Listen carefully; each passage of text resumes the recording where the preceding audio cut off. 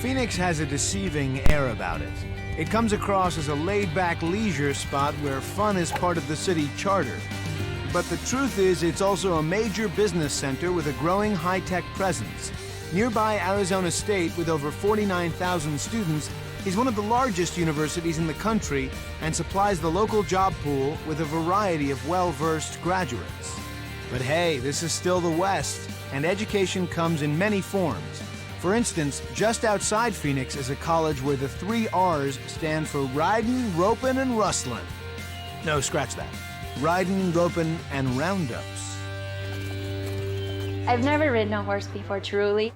No sweat. Welcome to Cowboy College, where city slickers come to learn the ropes. Cowboy College is a place where anybody can come and learn the tools you would need to work on a ranch. That's Rocco Walkman, the sagebrush dean of the desert.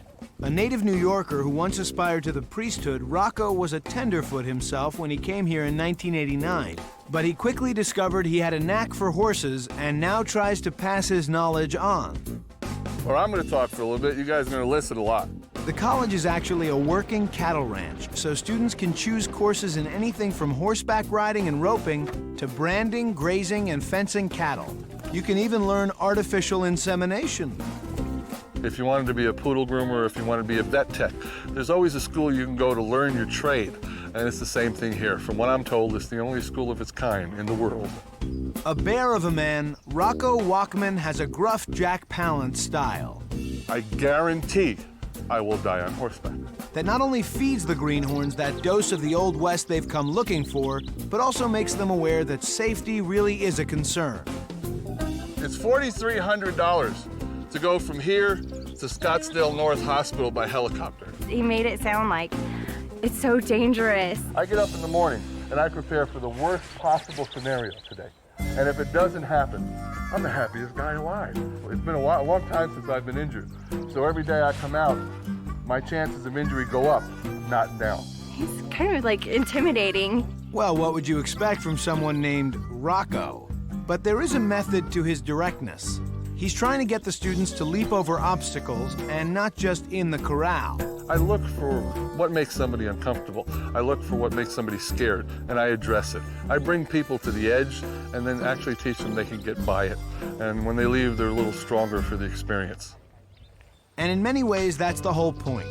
Sure, the idea is to give people a crash course in ranch life, but even more important is helping them gain confidence and self-reliance in a totally unfamiliar setting.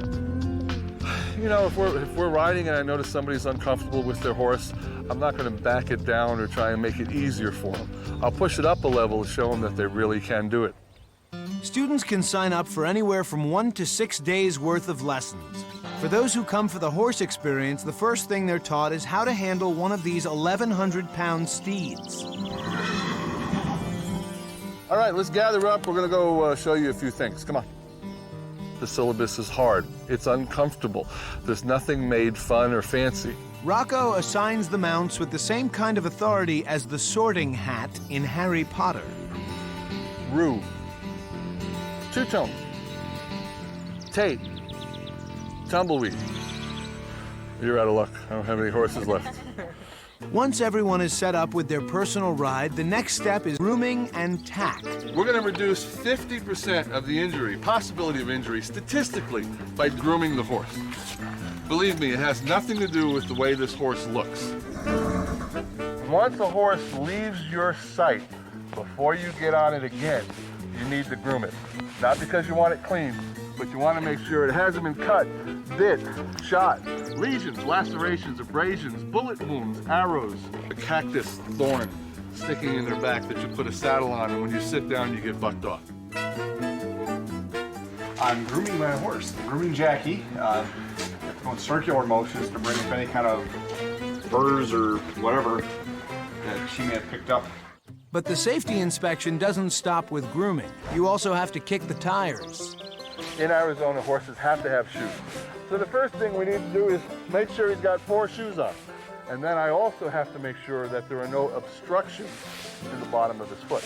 And the only way to do that is as follows. When you touch the back of his leg, he needs to pick his foot up. He's not going to hold it up for you.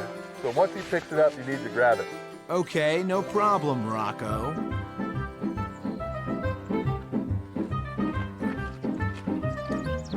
Here you go. He's getting ready to help you. Stand right up next to him. There you go. Keep behind, yep, and then be ready to grab it. And then you're doing fine. Okay.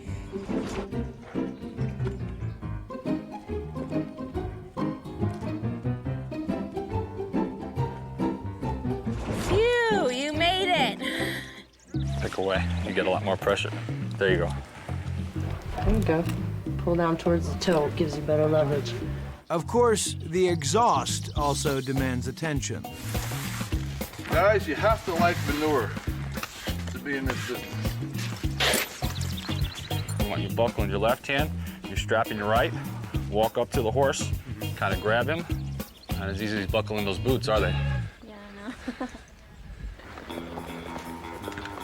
I know. As the lessons roll on, the students' confidence grows. They lose that dude ranch feeling and start to grasp what it takes to work where the deer and the antelope play. I'm feeling high on my horse. It feels awesome. I bet. So what we're gonna do is we're gonna start slow. You're gonna stay at least a horse length behind the horse in front of you. You're not gonna run over the instructor. You're I just started to like you too. Then you try and kill me. Before too long, the amateur cowhands are put to a test. They have to take their horse down to the barrel and back again.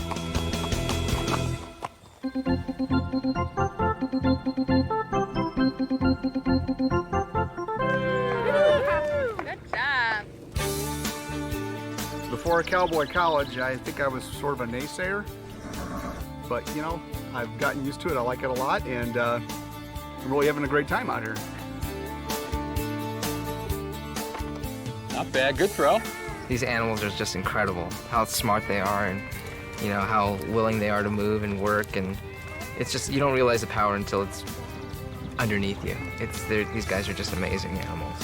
For those staying on for the full 6-day course, the last 4 days are spent out on the range with real cowboys, working a job that's existed for 150 years and holds an unparalleled romanticism in the American psyche. We spend 4 days sleeping on the ground, no running water, no bathroom. But whether it's 1 day or 6, the students get psyched up about it pretty quickly. I'm looking forward to this. They're looking for some old-style hard work, spend a lot of time outside, to be tested, You really learned it by doing it. to be challenged, A lot of things to think about. get dirty, They won't do it for you, so you feel like you really learned it. get real tired.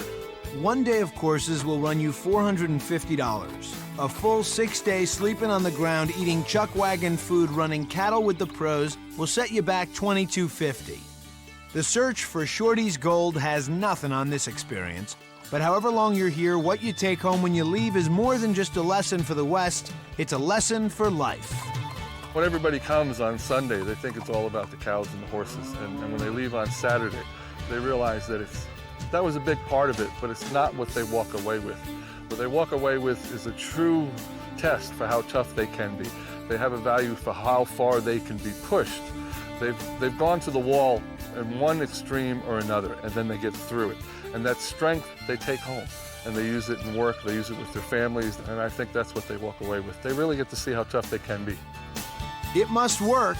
Besides cowboy wannabes, executives from McDonald's, Xerox, Intel, Motorola, and other corporate giants have all come to the college for a kind of learning the boardroom just doesn't provide.